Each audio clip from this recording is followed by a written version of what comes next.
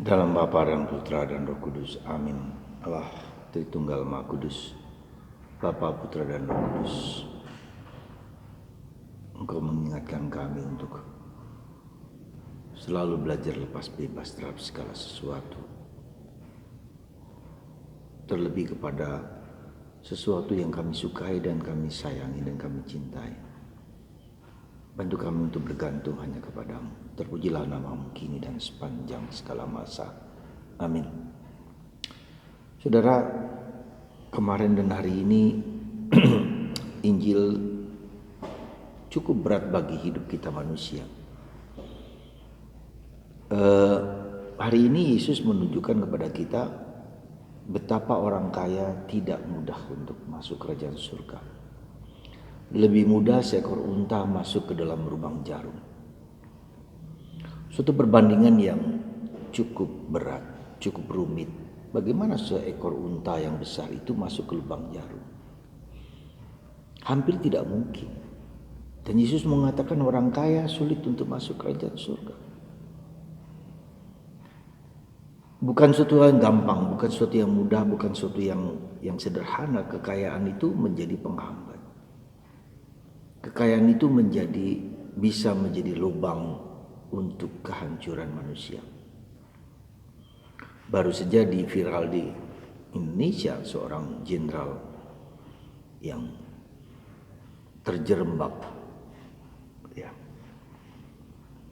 karena mungkin kekayaan, mungkin kekuasaan, mungkin kehormatan, sehingga akhirnya jiwa manusia dikorbankan. Dan Tuhan tidak rela itu terjadi. Maka terbongkarlah. Ya, hal yang membuat kita sadar sekali lagi bahwa kekuasaan, kekayaan, dan kehormatan tidak bisa dan tidak mampu dicari, dikejar,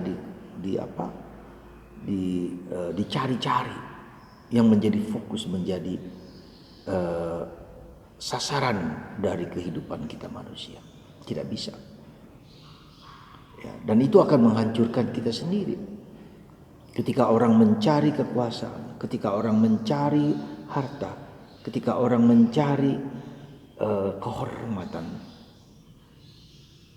maka ketiga hal itu akan menjadi baal-baal, menjadi dewa-dewa palsu yang membuat hati manusia terperangkap di dalamnya. Dan itulah bagi Yesus mengatakan hampir tidak mungkin ketika orang mau mendewakan kekuasaan, mendewakan harta, mendewakan kemewahan, maka hatinya terikat, pikirannya terikat, ya, seluruh dirinya diikat, terlekat di situ. Dan Yesus hari ini mengingatkan kita sekali lagi, mengingatkan bahwa menjadi tidak mungkin, menjadi sulit bagi kita untuk belajar lepas bebas. Dan itu bukan hanya untuk orang kaya. Akhirnya kalau mau jujur, tidak hanya untuk orang kaya, tetapi untuk semua orang dari segala lapisan apapun. Ketika dia melekatkan diri pada sesuatu yang bukan Allah, dia tidak akan bahagia. Entah itu orang miskin sekalipun, ya. Karena kemiskinan tidak menghambat orang untuk tidak memiliki, tidak mengendaki kekayaan. Bahkan bisa jadi orang karena miskin dia menjadi rakus, apalagi kalau dia diposisikan pada posisi yang besar, yang berat, yang tinggi. Jadi saudaraku terkasih dalam Kristus, apa yang menjadi membuat kita terdorong untuk belajar melepas bebas itu? Menurut saya adalah pengalaman akan Allah. Ketika kita mengalami Allah, kita berani melepaskan apa yang bukan Allah. Ketika kita mengalami Tuhan, kemuliaan Tuhan, kita mengalami kehadiran Tuhan, kita mengalami belas kasihan Tuhan yang begitu besar, maka segala-galanya menjadi tidak berarti sama sekali. Dan itu juga harus disadari, pengalaman akan Allah itu adalah suatu anugerah Tuhan. Sekali lagi, pengalaman akan Allah itu adalah anugerah Tuhan. Ya. Kalau saya boleh sampaikan misalnya, Yesus mengajak ketiga murid Yakobus, Yohanes dan Petrus ke atas gunung. Itu anugerah yang Tuhan berikan kepada 3 orang itu. Ya. Apakah ke-9 orang lain tidak mendapatkan anugerah? Mungkin juga. Ya, Tuhan memilih orang itu untuk mempersiapkan suatu tugas yang besar. Maka ketiga orang inilah yang kemudian dipilih Tuhan untuk suatu tugas yang besar, seperti Petrus, seperti Yakobus dan Yohanes. Ya, tidak berarti yang lain tidak mengalami itu, tetapi at least anugerah itu adalah bukan karena aku, bukan karena perjuanganku, bukan karena pergulatanku. Tapi Tuhan sendiri yang berkehendak memilih kita. Memilih kita untuk menjadi alat pilihannya yang besar.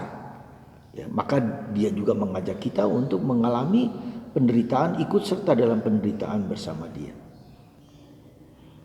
Maka saudaraku terkasih dalam Kristus, mari kita mohon rahmat, anugerah itu. Supaya Anda dan saya mengalami juga pengalaman akan Allah, sehingga segala sesuatu menjadi tidak berarti, tidak berharga. Ya, bukan berarti kita tidak butuh, tapi tidak berharga. Ketika kita mengalami hadirat Allah yang luar biasa, segala sesuatu bernilai sementara, segala sesuatu bernilai